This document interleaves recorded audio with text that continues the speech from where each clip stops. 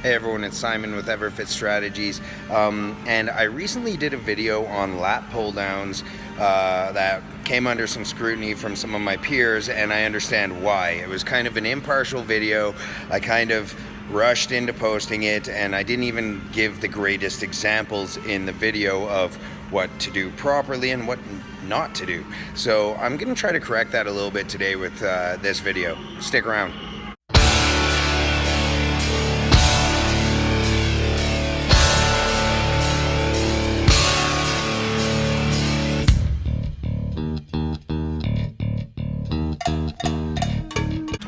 Okay, so basically what I wanted to show in the video that I see done improperly all the time is this, and showing from the side is one of the biggest things. What a lot of people do when they do a lat pull down is they will start with their lats and then they get this.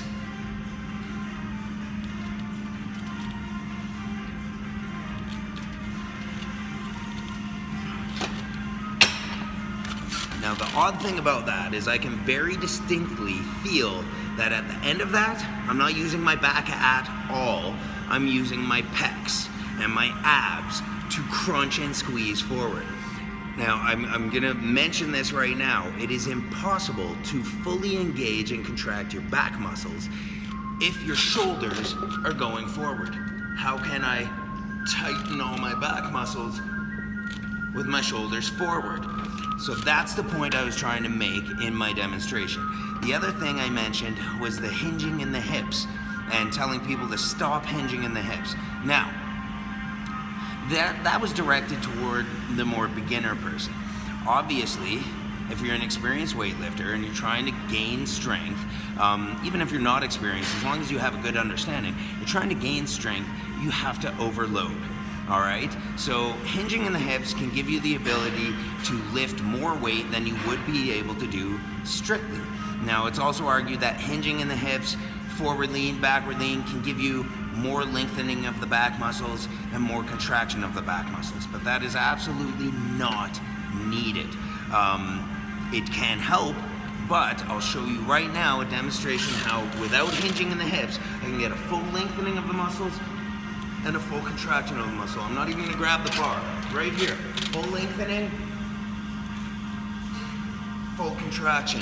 Grabbing the bar, full lengthening, full contraction. Full lengthening, full contraction. Now, if I wanted to turn that into a row, I could, and I could get more lengthening and contraction in the row too. But making it a lat pull down slash row,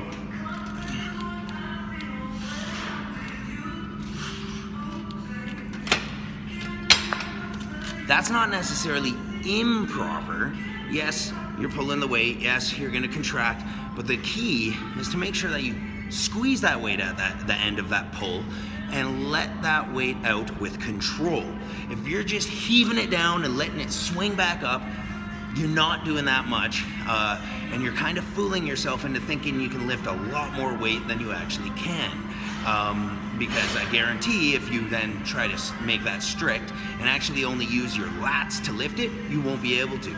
And that's the point I was trying to make, is isolating your lats and actually lifting the weight with your lats is different than heaving on it and then lowering it down with the lats. That is, again, overload training. I've covered that in other videos and where that is important, but it's not the way you should train all the time.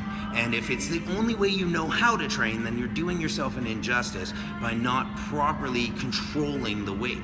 You don't even know how much weight you can lift because you don't own that weight. You're not lifting that weight. You're tugging on that weight and letting it drop back down. It's not the same.